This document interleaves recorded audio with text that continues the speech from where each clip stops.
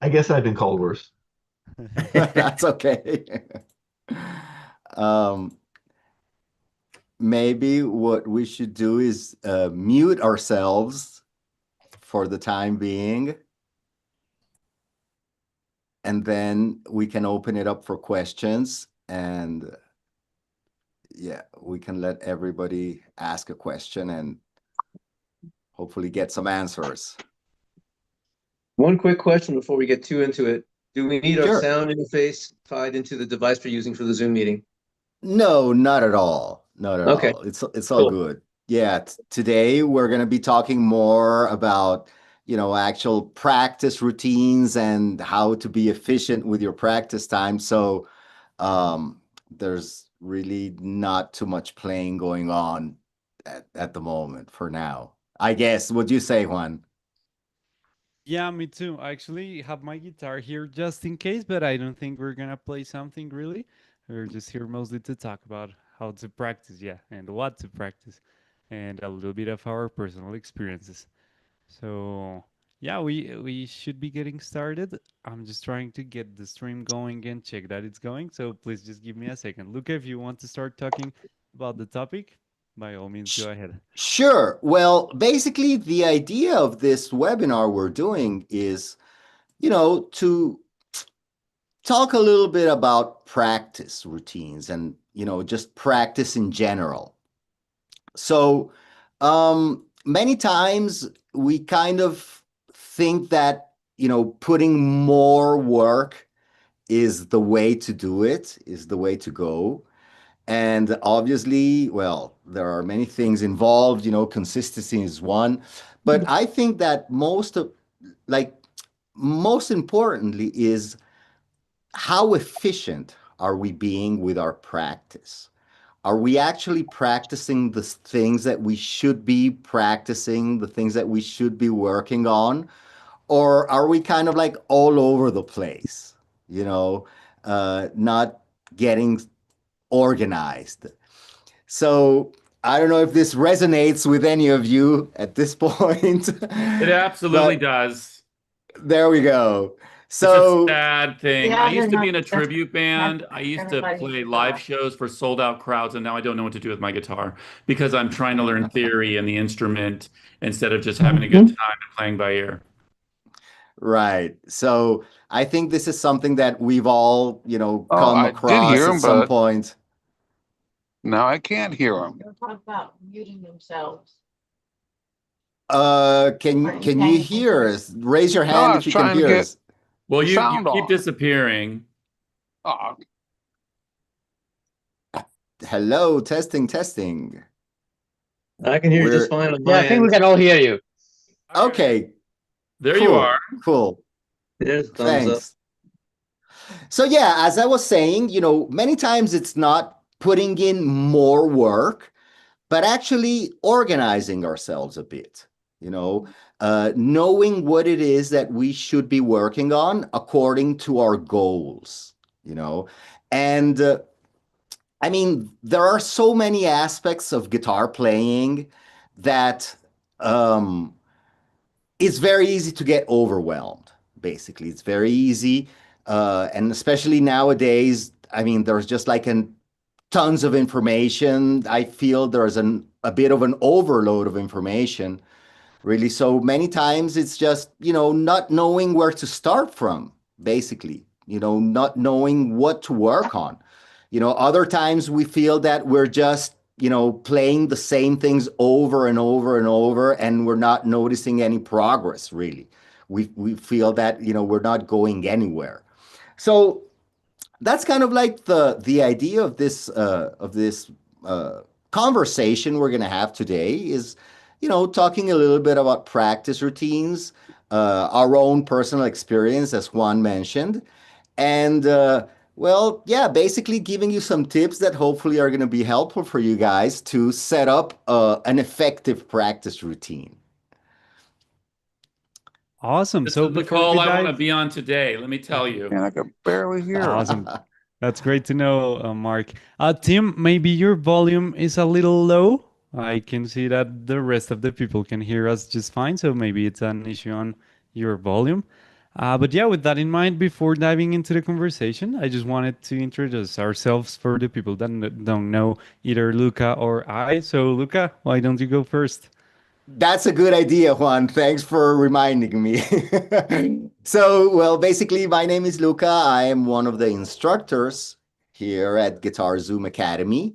I've been working with Guitar Zoom for some time now, and one of my main responsibilities was to do all of the transcriptions and PDF booklets that come with the courses on the Guitar Zoom website. So, if you guys find any mistakes on those PDFs, well, basically, I'm the one to blame. Sorry, you do the PDFs on the GuitarZoom website? Yeah, I do the music transcriptions. Oh, Yeah, cool. yeah. Yeah, that's sweet. And what do you play? Well, my main thing, like, I started out playing rock, obviously, and blues. I think that everybody who plays a guitar has to start there, basically, with, rock, blues. That's kind of like the fundamentals. And then I started getting to a bit more of, I would say, complex harmony type music. So I'm very much into jazz. My major in college was jazz performance. And then I did a master's in music composition. And also the other thing is that since I live in South America, I am very much into Latin music and especially Brazilian music. So that's kind of like my thing, jazz and Brazilian. And in general, all roots music. I really love funk and reggae and obviously, well, some traditional music from where I live. But yeah, that's kind of like my thing. How about you, Juan? Go ahead. Awesome. So yeah, we share a lot of stuff actually because I also started with rock. Most of my life I have played alternative rock. Kind of I started with the Red Hot Chili Peppers, I like Arctic Monkeys, Foo Fighters, that kind of stuff. So I'm like very huge in playing and listening to that. But I also studied jazz. So I like swing, I like bossa, I like funk, modern jazz, R&B, all of that kind of stuff. Basically, I like to improvise. That's what all of those styles have in common, like both an African tradition and improvising. So I'm huge on studying those kind of things. And I also live in Latin America. We're actually on neighboring countries. Luca is in Venezuela, and I'm right here in Right. Colombia.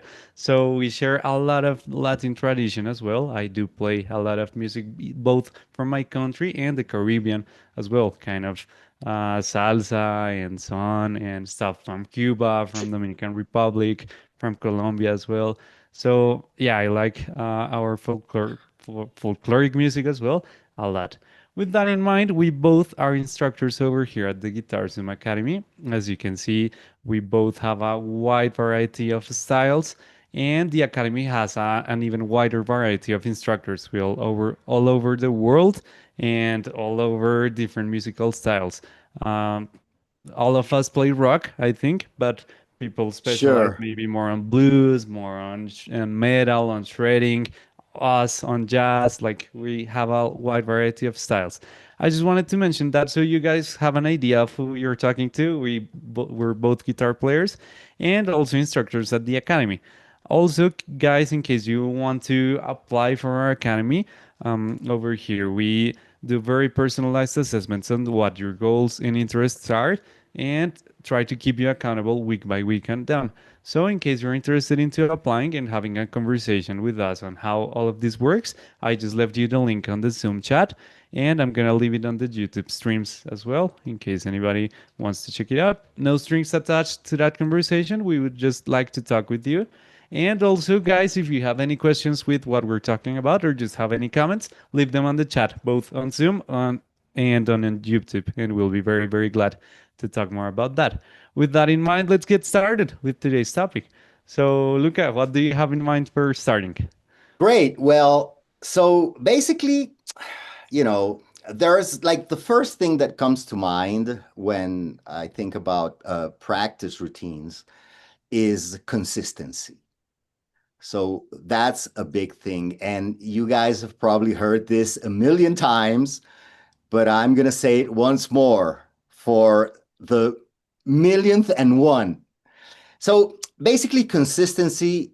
I mean, there's no magic trick to this, guys. It's just a matter of practice, picking up your guitar, working, and being consistent. So one thing that I definitely would suggest, and I think it's much more beneficial, to practice on a daily basis, even if it's just for a short amount of time, maybe 20, 30 minutes, something like that. And you might think, wow, but 15, 20 minutes, 30 minutes, there's really not much we can get done in that amount of time. But the point is being consistent with the instrument. And many times I see students that maybe over the weekend, they have a lot of free time, and maybe they spend 1 hour or 2 hours practicing, picking up the guitar, but then they leave the guitar hanging or, in the case for 3 or 4 days. And, that doesn't work very much because guitar can get really, unforgiving. So if you leave the guitar hanging for a few days, when you pick up the guitar, many times you will find that you are like back on step one, starting from scratch. So definitely, yeah, Mark, I'll be with you in a second. You're going to love this story. Right. So It'll be quick. It'll be quick, but it must be told. Okay, yeah, I'll love It's to know. very much in line with what you're saying. Yeah, so definitely consistency is the key. So now, one thing that I tend to do a lot is, take one day off. And that can be even beneficial at some point. Maybe work throughout a 6-day plan, a 6-day-a-week routine, and you take one day off. And when you come back to the instrument, you're going to have a new perspective. You're going to be more fresh, basically.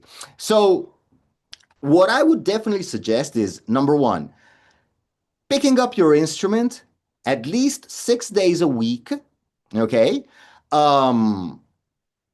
Like one day after the other, okay? So try not to leave too many days in between, right? So consistency is the big thing here. Sorry, and again, even if it's just for 20 minutes, that's going to be way, way more beneficial than practicing like for 3 or 4 hours over the weekend, and then you leave the guitar hanging for 4 or 5 days or whatever.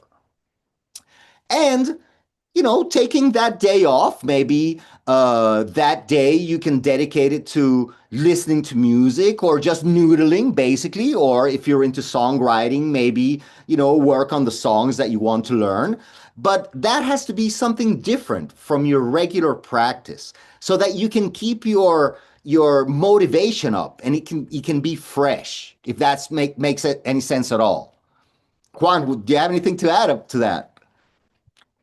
Yeah, definitely. I agree on just saying that consistency is key. Hold on, I just need to mute the mic from somebody. I'm not finding the user, but no worries. So what I meant is that, yeah, consistency is absolutely key. I was thinking of that not only on my personal guitar progress, but also I work out at the gym. And this week I've been really busy. Like I've had some studio sessions and I'm here and there and working on GuitarZoom as well. So I'm all over the place. I usually go 6 days a week to the gym, a little bit more than an hour long workouts. But this week it's been really hard to keep that consistency. On Monday I almost didn't go, but I said, hey, I've got like 40 minutes. I can do 3 exercises really heavy, and that can be more than enough, not only to keep my strength and my progress going, but just to keep my momentum going. Going even those 40 minutes might be more beneficial than not going at all. That's actually something I'm thinking for today as well.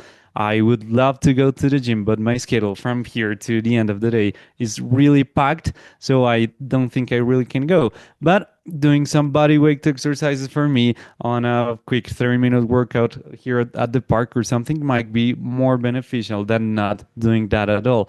So yeah, those little bursts of time really help you build that momentum on the long run. And also, I just feel it's a psychological thing as well. Like if you really see yourself as somebody who shows up, it's gonna be easier to show up down the line, and you'll also feel better with yourself about showing up. Because if you don't, you'll feel like you're losing time with all of those sessions that you missed. So definitely, even if you can only do 10, 15, 20 minutes a day, that's gonna be more than just waiting for the day that you can actually put in an hour. Those little bursts really accumulate over time. So yeah, I definitely agree on that one. I had another idea, but I forgot it. In the meantime, I just would like to listen to Mark, to his little story. Yeah, go ahead, Mark, please. Yeah, so I learned really fast that when you get serious about guitar and you start working on technique levers and scales in groups of two, three, working with the metronome, this is when you're getting serious with guitar and not just, trying to play cowboy chords or bar chords and songs by ear. What I didn't realize was that I was not practicing as you said, is it Tim or what's your name? Guitar Zoom. Luca, is it Luca? Are you Luca? Yep, I Oh, am. Luca. I didn't see your name on anything. So, anyway, Luca was mentioning that you have to be consistent. And what I Yeah, also learned is that when you are playing, technique levers like groups of three or four with a metronome and you're speeding it up and you think you're shredding, you think you're really going at it. It's a very good idea to listen to your body and your body defenses because I played so hard and so long and then took like almost a week away, 3 or 4 days away, then went back really hard and did 2 more hours of like very severe technique practices. The skin fell off my pinky, guys. yeah, It's called building calluses, and I did yeah. it not consistently, very incorrectly, and I had to take a 2 month break playing guitar because I had brand new skin that was growing on my finger because of it. So, when you're building your calluses, short, consistent daily practices are way better than going hard, stepping away for a couple of days, and trying to go back really hard. Absolutely. So And now I'm learning that I injured myself learning guitar. And now, as a real guitar player, part of my learning lesson is to build your calluses, you have to be very consistent and often, as opposed to really hard and aggressive and then stepping away for a long time and trying to come back to it. I just wasn't listening to my body. I was like, ooh, my fingers are on fire. My fingers are going to bleed. I'm really doing it. And I was hurting myself. yeah, and that's something, we want to be careful, obviously. As you said, Mark, and I agree 100%, we have to listen to our body. Anytime we start feeling pain at some point because of some exercise we're Take a doing, break. maybe, yeah, we're trying to stretch a chord, way big. We have to be careful, right? Because at the end Yeah, of the and listen, day, the high E string and the B string are very thin, sharp strings if it gets really bad. And so anyway, right, and then also I think as we get older, we take longer to heal. Guys, it absolutely. took 50, which comes after 49. It took 50 days for the skin to come back on my pinky full on. That was not worth it. Absolutely. Well, that's a great tip. And by the way, talking about, being in contact with your instrument, and this might sound silly, but having your guitar next to you on a stand and looking at it every day, it's better than keeping it in a case. Because if you have it there, then it's kind of like, the guitar is reminding you, hey, give me some love here, pick me up at some point. So Don't tell my it, wife that. there we But go. like a writer that writes scripts or books, author, you get writer's block or practice block, and then you pick it up, and all of this stuff you've been going to the classes, you've been learning, but you just like shit, you just play the same chords, the same Yeah, chromatic exercise. I think we need a structured practice, like a structured short practice schedule to sort of start the motor in the car, get running, absolutely. on a And that's daily. And that's something that we're definitely going to talk about Cool. today. So, you know, I think that there are different types of practices, so to speak. For me, I can think of three, basically, you know, right from the top of my head. So the first type of practice is just a maintenance practice. You know, it's something that we do every day, you know, and it's things that we already know how to play. Okay. We're not, you know, studying something completely new, but it's just something that keeps us going, you know, kind of like to keep our chops up, which is something that we can do maybe as warm-up exercises, for example. So if you feel comfortable with practicing scales, if there's a particular scale that you are familiar with, you know, like a pentatonic scale or major scale, whatever, you know, you could take that as a maintenance type of practice. And, you know, for each one of these types of practices, there's a different mindset as well we can go into, right? So again, the maintenance type of practice is something that we already know how to play. It's just to keep our chops up, and it's something consistent that we do basically every day. So that's one type of practice. Now, a different type of practice is basically studying new material, studying something completely new from scratch. So the mindset here is going to be different because it's going to be something that's going to take us more time. Okay. Maybe we're not going to see the results as fast. So being aware of that is going to keep sort of like our mind at ease because, you know, one of the things that we always want is to progress like super fast. But, you know, if it's something completely new that we're learning, that's going to take some time. You know, it's going to take a different type of work. So keep that in mind. Don't be so hard on yourself all the time that, you know, things have to come out immediately.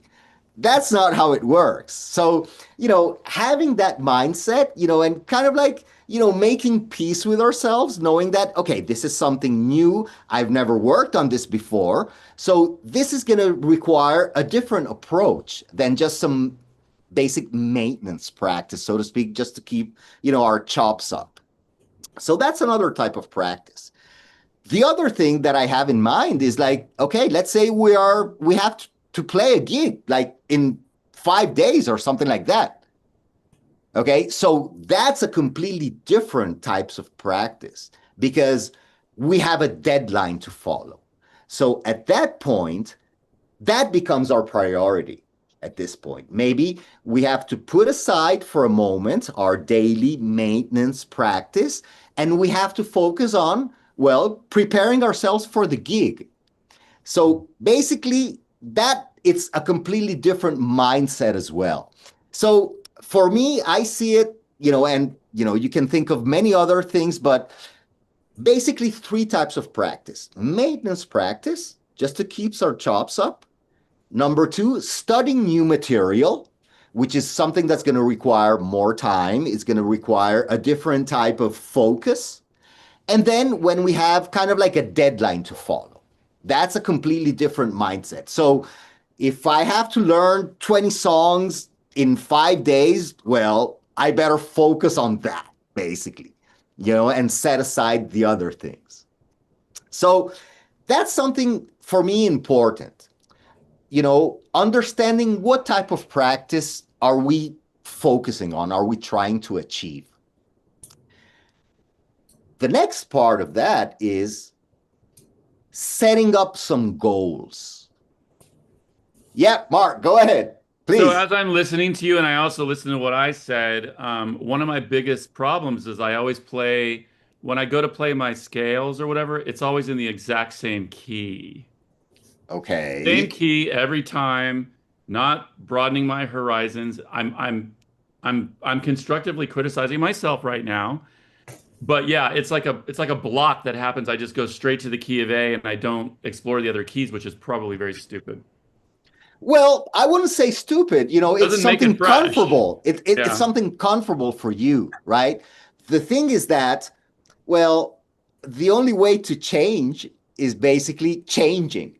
You know what I'm saying? So we have to kind of have that discipline. And okay, maybe you're comfortable playing in A, like A minor pentatonic scale is something that, you know, you're super comfortable with. That can be the first part of your practice routine. You know, warm up with that scale, but then start exploring something different. So that, I mean, you're not going to feel like you're playing the same stuff over and over and over, you know. Maybe instead of working with A's, you know, try G, which is not so different, like from the guitar perspective, right? You know, And it might guitar cause you is to very- use is some of very- the open shapes and broaden your ear and your ear training. Right, exactly. So, as I was mentioning, setting up some goals is going to give you a direction to follow. Now, I mean, one thing that I recommend is those goals, try to set them up as short-term goals and try to be as specific as possible. Like, for example, I can think of, okay, I want to get better at improvising. Oh my God, that's kind of like, you know, what That's a I've been big trying one. to do my whole life. That's You know, a big that's one. that's a big topic, too much of a big topic to focus on. So what I might think of is instead to broaden that, you know, to a smaller chunk, to smaller pieces. Okay, I want to get better at improvising over a blues chord progression in the key of A using minor pentatonic scale in position 1. So see how that has come down to something like super, super specific. And it's a short-term goal. That's something that I can accomplish in a short period of time. So that's something that's going to keep you motivated because you're going to see progress much faster than if you say, wow, well, I just want to learn how to improvise. I want to get better at improvising. You know, you can spend your entire life basically, and one lifetime is not enough, you know, to get to that. So I do think that the first step of building an efficient practice routine is setting up some short-term and very specific goals. And then, you know, take it from there. I don't know, Juan, if you want to add something else to this topic, basically. Definitely. And it is something that I'll come back to over the conversation. And it's that for me, context is everything. Like, context is a game changer. You can work on your pentatonics or whatever scale you're working on. But what's the use of that? Like, why are you studying that? Is it for a song? Is it for a piece of music that you're writing? Why do you need this stuff? So first, maybe try to ask yourself, why do I need this specific resource? If you need a specific pentatonic in a specific key, maybe it's because you need to play a song which is in that key. So I just thought of that because of Mark's comment. If you always practice the same key, it's because you're maybe not working on a very broad repertoire. So what happens if you pick maybe 2 songs to work on that are on different keys? Maybe one is on A minor and another one on C minor. That way you'll have very different scales to work over with for a very specific purpose, right? The purpose can be, I don't know, playing either a solo over these tracks or a melody or trying to write a riff or just get a better understanding of the framework these songs work on. But yeah, that's just to say for me, context is everything. It's obviously important to know what to practice and maybe do some exercise for your technique and your theory knowledge and all of that. But that's only useful if we go into a context and apply it. Here's an analogy I always use. Maybe some of the guys have heard me say this before, but I always compare us guitar players as athletes and musicians in general. As athletes. Absolutely. So 100%. I think of that because we need to work on our technical stuff to get stronger, right? So if we are a striker on a soccer team, we need to work on our sprinting, on our endurance, our leg extensions to have a very strong shooting, like all of this technical stuff, even our balance, very, very technical stuff at the gym and at the pitch. But it only is useful if you're a striker, we need to score a goal on a match, right? So we need to actually play matches in order to use all of this. We still need to work on all of this, but the whole point is to be able to score a goal the best way we can. Same thing here. We can work on our scales, on our arpeggios, on our chords, on our theory, on our fretboard, everything we need, but it's only useful if you use it here, depending on your specific goal, of course. If you want to solo, study your scales and study your improvisation skills to work on a solo. If you want to write music, maybe study your harmony and your chords and your melody building to write a song. But don't forget about this aspect. So maybe lending this a little bit or grounding it to specific tips I would give to guitar players. It's try to have a very clear purpose. And initially, I would suggest split your practice time 50-50. Work 50% of the time on the technical stuff and 50% of the time on the context stuff. That's just a very broad and general approach I always suggest. Obviously, tweak it depending on what you want to do. Maybe you need to work more on your songs than on your technique. So work, I don't know, a 70-30 or something like that. But take into account these two things and try to not ever disconnect the technical stuff from a specific musical context. Otherwise, we'll be very good at playing scales up and down of the fretboard, but we can't really play a solo or write a melody or a riff. So we always need to incorporate context into that. And not only we need to, but it's just fun. Like, it's just fun to be able to play a song or to play a solo. So why forgetting the part of having fun of guitar if that's what brought us here on the first place? So those are my 2 cents on this. Like, context is everything. And with that in mind, I also wanted to incorporate another point that we had thought of previously, and it is that sometimes people, when practicing, spend a lot of time doing the same stuff. So on that matter, time doesn't always equal progress. Like, we can spend a bunch of time doing our pentatonics and our major scales and minor scales and whatever we can think of. But if we always do the same stuff without a specific goal or a specific tweak in mind, we'll get to the same place. So we might put in 10,000 hours into a scale, but we can really play a song, right? So yeah, Luca, do you have anything to add there? Well, absolutely. I mean, you're touching a whole bunch of super important topics. So the thing about, working with context, I see many times maybe a student is working on the A minor pentatonic scale, but then he's working on a song which is in E flat major. So it's like, there's no connection, it's really not a coherent thing. And that is something that's going to make your practice not efficient.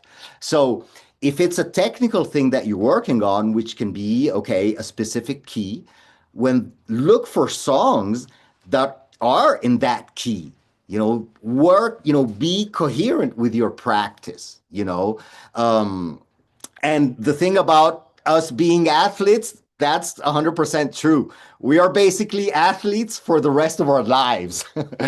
We are always, trying to get better, and we have to keep that maintenance up, practice time and those chops up all the time. So yes, absolutely. Context is super important. And basically, when we think about guitar playing, we can break guitar playing down into several different aspects, and they all can be studied separately.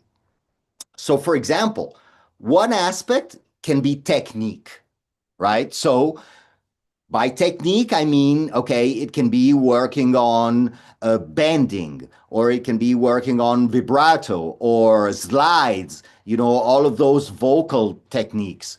Or it can be working on scales or arpeggios, or even chords, learning a new chord shape, maybe a different voicing of that chord, right? So that's all of the technical aspects of the instrument, which you can devote a certain amount of your practice time exclusively to that.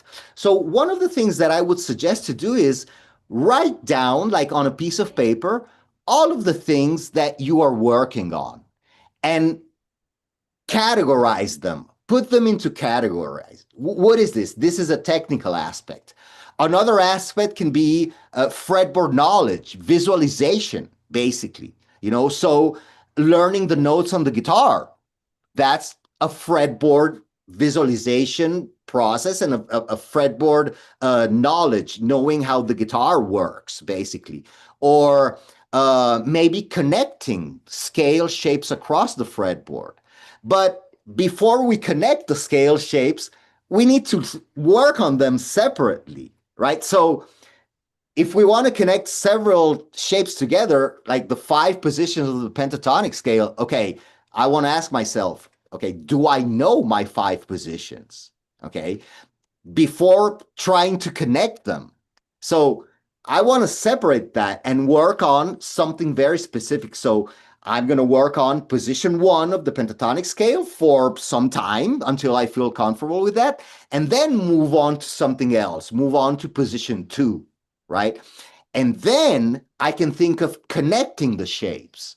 So one of the things that I get asked a lot is, wow, how I feel I'm stuck playing in one single position.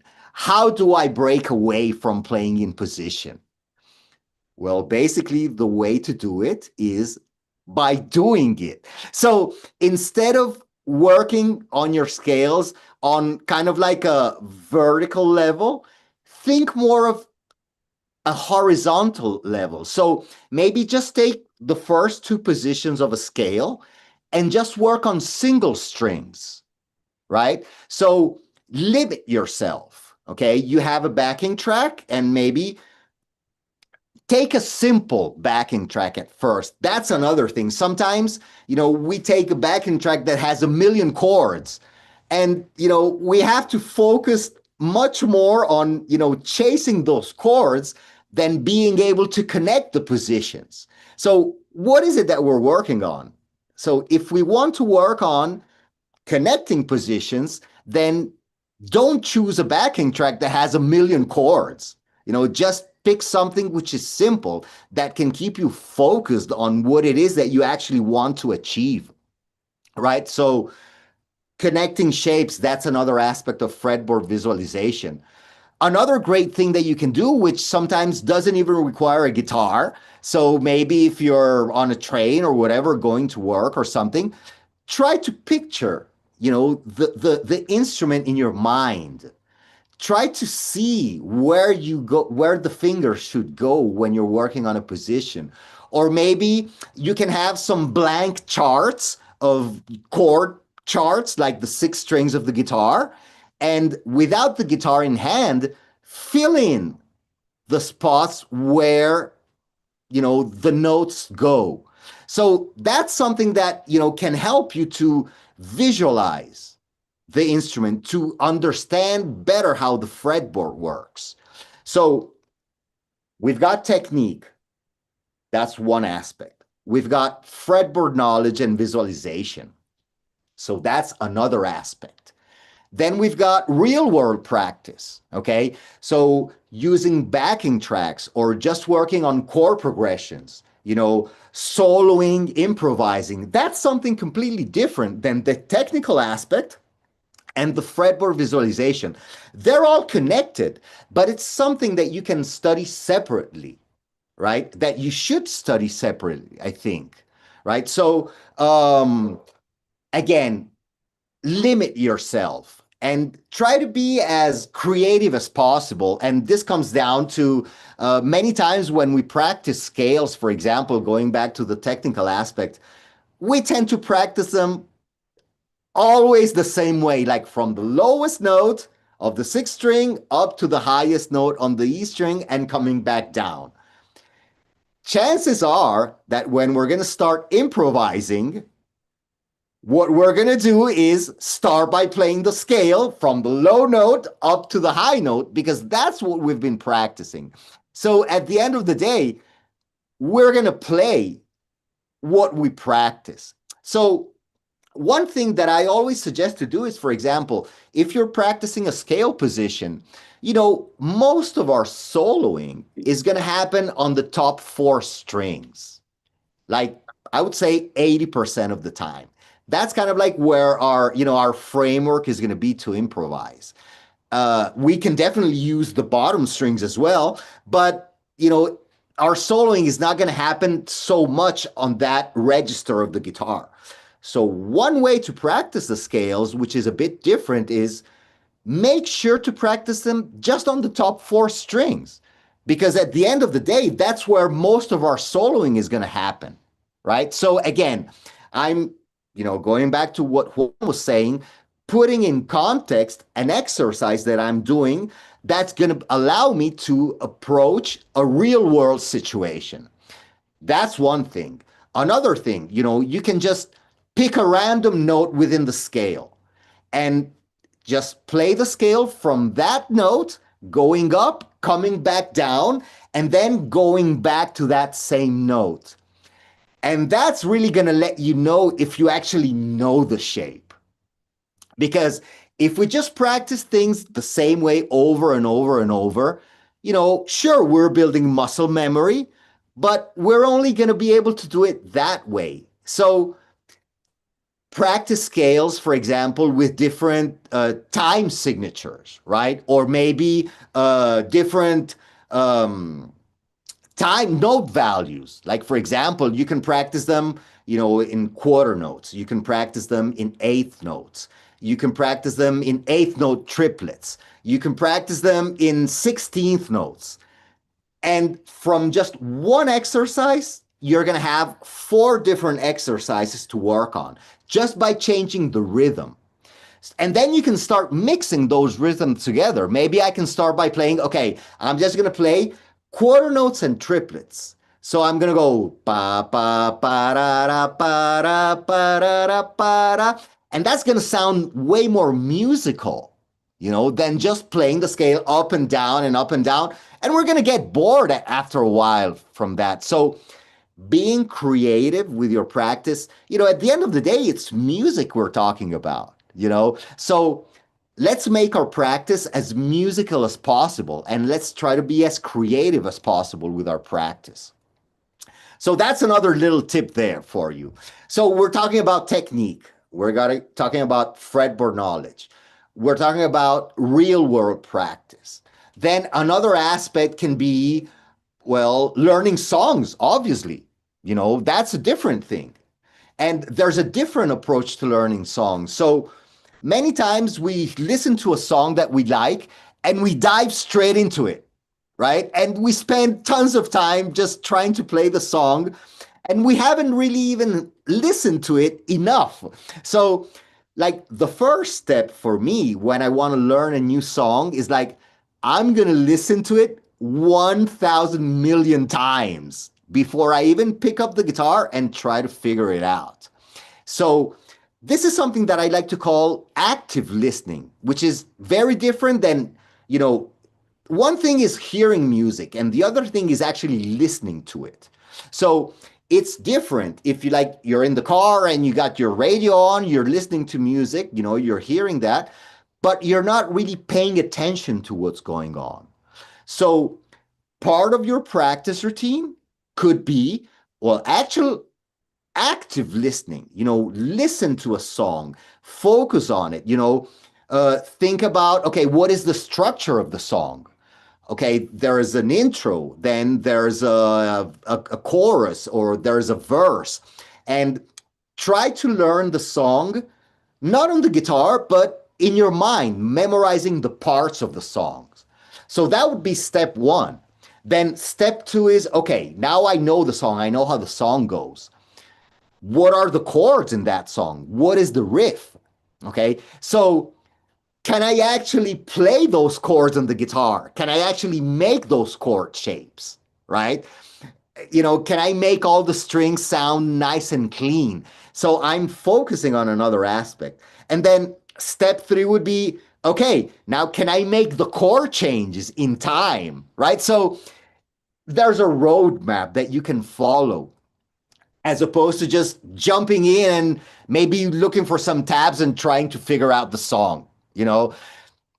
It's just, it's not going to be a waste of time, obviously, because everything that you do with the instrument is valid, but it's not going to be as efficient. you know?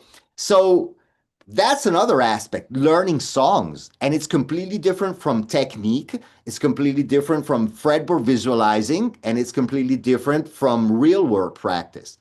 The other great thing about learning songs is that maybe the song is going to tell you what it is that you need to practice on a technical level.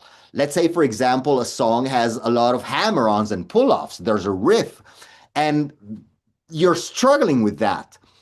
So maybe, okay, now it's time to work on just hammer-ons and pull-offs, because that's what the song is asking for me to do, right? So, learning songs is a great way to go, but again, be as specific as possible. And if there's a part where you're messing up, it doesn't do really good to just play the same part over and over and messing it up over and over. Basically, you're kind of like practicing messing up. You know what I'm saying? So, if there's maybe a chord change that you're struggling with, then, okay, I need to stop there, dissect what's happening there, and focus on that chord change. And that's going to be way more efficient than just trying to play the song from start to finish. At least in my humble opinion, I think, that's something that might help a lot. So that's another aspect, learning songs. Something else, music theory, for example. That's something completely different from everything that we've talked about. And for me, music theory is going to make you kind of own that knowledge. It's not just learning shapes, right? It's not just having to rely on memory.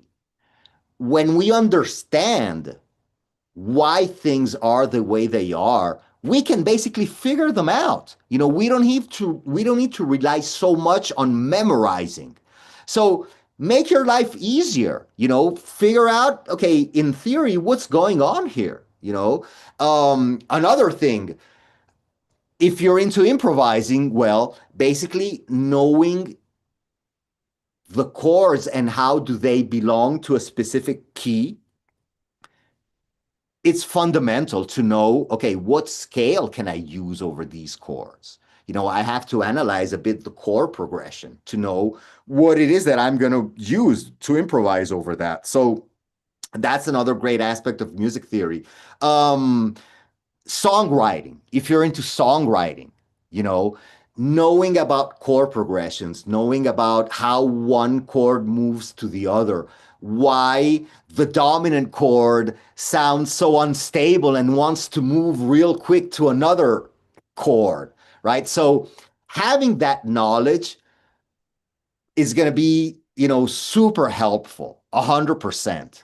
And I know music theory can be a bit, I wouldn't say boring. I'm a music theory nerd, basically. I love music theory. But, it's going to make you definitely just a more complete musician if you know some music theory. So devote some time to that as well. And again, if you're working with other musicians, it's going to give you a common language to speak, knowing music theory. So, you can direct your own band. Okay, let's do this. Let's talk about, okay, let's play a shuffle rhythm as opposed to, let's play it in 12/8 as opposed to 4/4. Knowing that terminology is important as well. So music theory is another big aspect that we should work on. What else? Ear training. That's another thing. Many times we forget to work on ear training.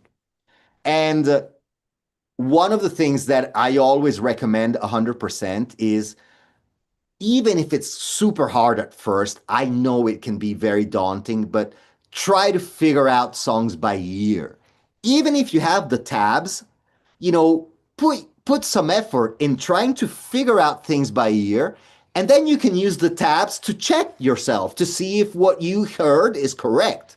So use the tabs, as a check, basically, as something that's going to help you know if you're doing it correctly, if you're figuring out stuff the right way.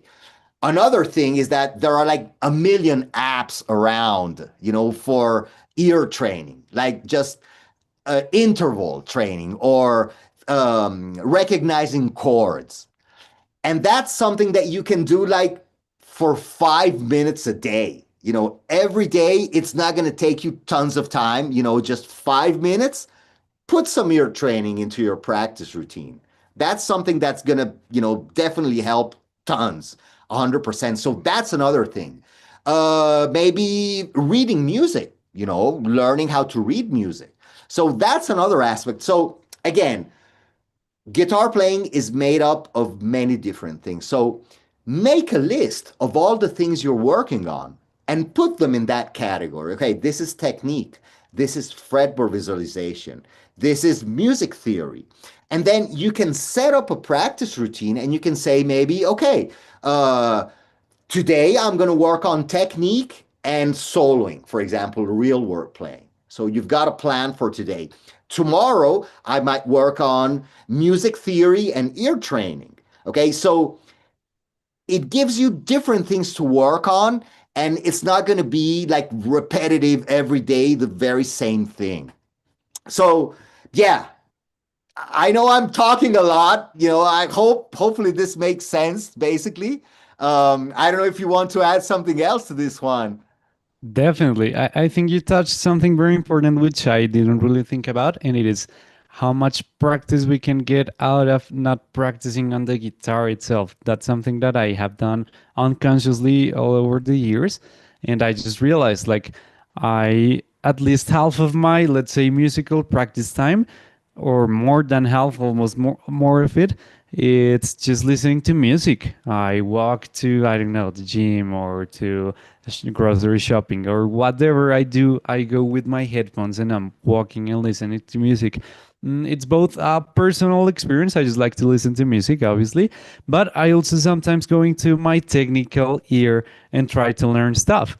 If I have a gig, I'll take a look at the repertoire I need to play and start taking a look at the song structure, at what the key is, at what do I need to do on the song. Do I need to solo or to play this, or can I be more free? If, for instance, this is very specific for me right now, I'm writing my own music. So I'm writing lyrics. That's a whole new thing. So my gym time, or at least the walking time to my gym, is just taking a listen at the music I like, and sometimes trying to analyze what are they singing, how are they presenting their ideas, is it first person, what's the rhyme structure, how can I approach those ideas but from my own perspective, like very technical stuff that doesn't have to do with actually having your guitar right there. So yeah, I think a lot of knowledge is to be learned with just studying and listening to music outside of playing.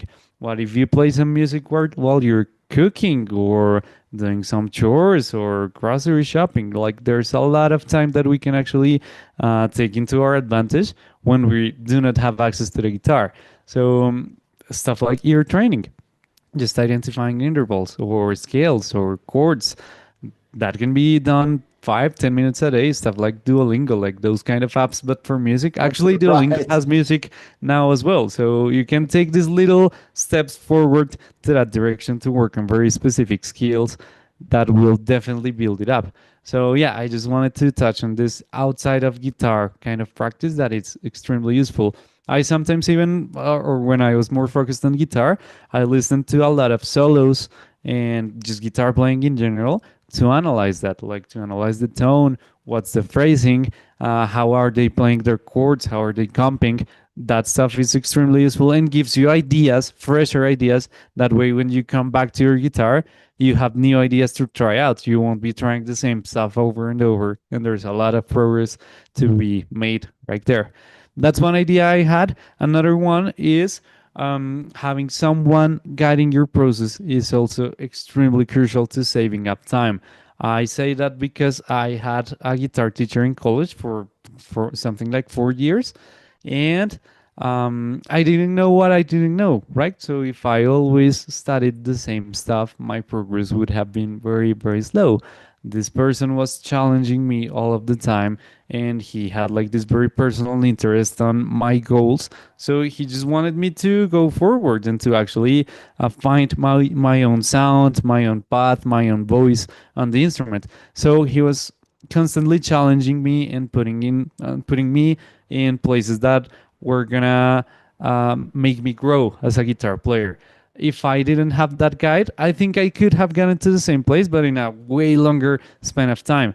So yeah, I just think having somebody pointing out the stuff that you don't really know or can't really see at that time is also crucial. And we see that right here all of the time as instructors. Very little tweaks, very little comments on feedback. I don't know, you're placing your hand this way, maybe try it this way. From that stuff to, I don't know, change your practice routine this or that way, or focus on this. I don't know, sometimes people have issues on timing or on their chord changes, or are spending too much time on something that's not so relevant for their goals. This kind of tweaks that they are not really seeing right there, but that if they're open to feedback, we can highlight, that totally makes the difference. And I've seen that actually right here on the Zoom meeting. We have a couple of students of the academy, and I have seen that on them. I think I saw Len, or Len's name over there. We do very constant check-ins on his progress, and I have seen how, I don't know, practice this chord change can change the whole deal.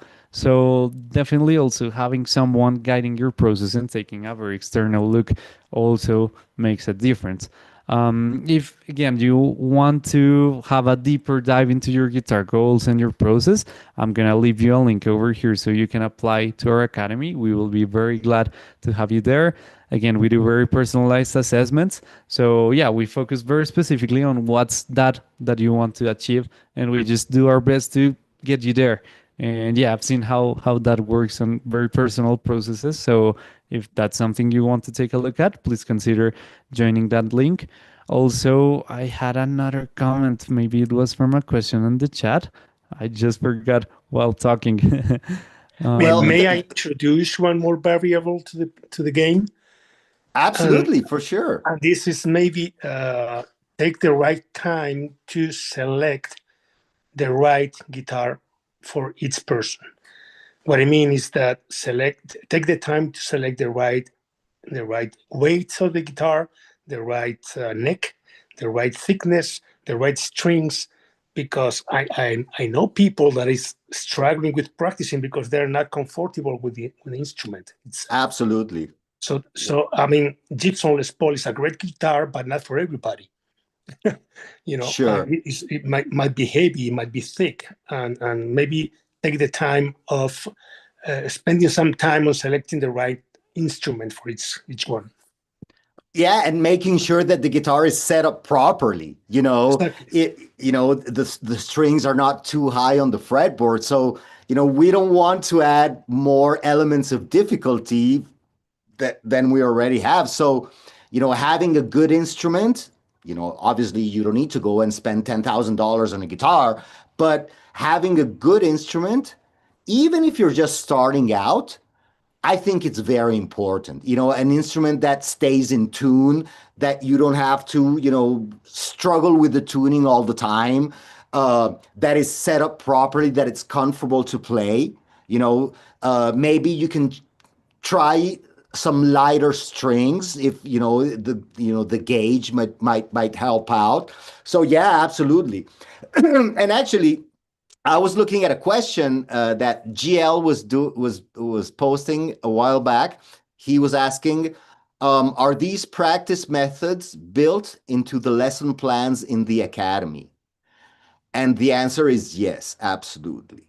One of the big topics of learning guitar is practicing, basically, how to build a practice routine, how to be effective and efficient with your practice time. So definitely this is one of the topics that we cover in Academy, 100%. Absolutely. Yeah, actually, sorry, go ahead, Stuart. I'm sorry, Juan. One of the things that speaking to people that I know that want to get a guitar, one of the things I strongly recommend is have the guitar set up professionally before they start trying to play it, because it can be really frustrating for a new guitarist to have a guitar that doesn't fit their hand well, that has strings that are like tight ropes off the net, off the fretboard. It becomes impossible to play, and it becomes increasingly frustration for those new guitarists to actually get anything accomplished, whether they have a good practice schedule or not. Absolutely. That's one of the first things I recommend to people that are interested in playing guitar. I've been playing since I was 14. I'm 65 now, but it makes a difference. It makes a huge difference. A huge difference. And also, as a motivation, having a nice instrument that you like to play, that you like to pick up, is gonna motivate you to study more and spend more time with the instrument. 100%. If it's an Absolutely. instrument that you're struggling with, that you can't even play a chord, you're like, oh my God. And you can even think that it's you, that the problem is you, and the problem is not you, it's the instrument. So absolutely. That's a Yeah. great point. My first guitar had a neck that was probably big around as my thigh. Or that's what it felt like when I was first trying to play. So that's why I wanted to share that, because while I learned how to play on that guitar, it was a nylon string acoustic. Sure. I stuck with it, and then eventually, when I got my first electric, which I actually still have, when I was 15, but then it became a lot different than experience. So good stuff. And everything that's been discussed here has been great stuff. I really am enjoying this. Thank you. Thank Awesome. you, That's great to Stuart. hear. That's awesome. Yeah, I just want to add a couple of comments, just real quick, something that we kind of touched on, but I just wanted to touch again. It's remove friction. The less friction you have to practice, the most effective it will be to get started. So if you have to take your guitar out of the case and plug it and tune it and all of this, you'll spend some time and will probably overthink it and think you have other things to do. If your guitar is already set up for practice, you just need to grab it. And if you just start, just spending 5 minutes there will actually build momentum so you can keep going on that practice session. So if you remove all the friction that you can, it will be better to just build that consistency. That's just one quick comment I had. And lastly, touching on that question that GL made on the chat. Yeah, definitely. Actually, on the Academy, we have a class called Structure and Accountability, and that's one of our huge things we take into account, and it is that we like to have a structure, right? If you have a specific objective, we do a very detailed path on what do you need to practice and what classes do you need to join for you to get there the faster and most effective way you can.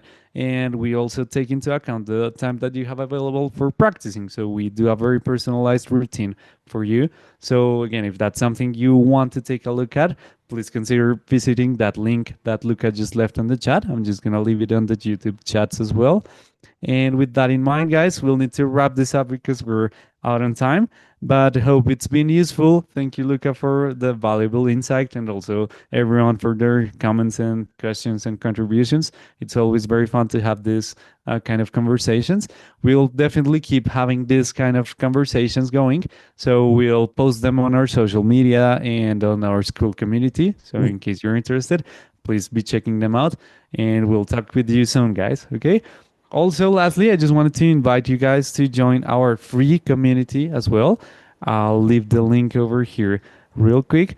Again, that's a free school community, and we're doing 2 live classes over there weekly. So there's actually one of them going to be happening tomorrow. So in case you want to take a look, by all means, you're welcome there, and we'll be very glad to have you there. So yeah, that's all I have to say. Luca, do you have anything else to add? Well, just basically, thank you all for being here. It was a pleasure for me to, chat a bit, share my thoughts.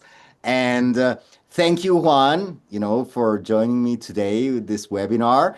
And we're going to be hosting more of these, so stay tuned. Please, feel free to check out the Academy. I'm going to post the link again.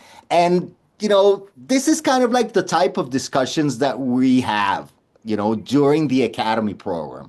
So this was kind of like a little snippet of what you will have available on a regular basis, if you're interested in joining Academy. Again, yes, Mark, I am one of the instructors. Juan is also one of the instructors. Yes, absolutely. It's 8 of us. So, it's plenty of information to share. So again, thank you all for being here. It was a pleasure for me. I hope this was helpful for you guys. And well, I hope to see you soon, guys. Take care. Definitely. You too, Luca, and everyone. Have a good one. Thanks, guys. Stay on.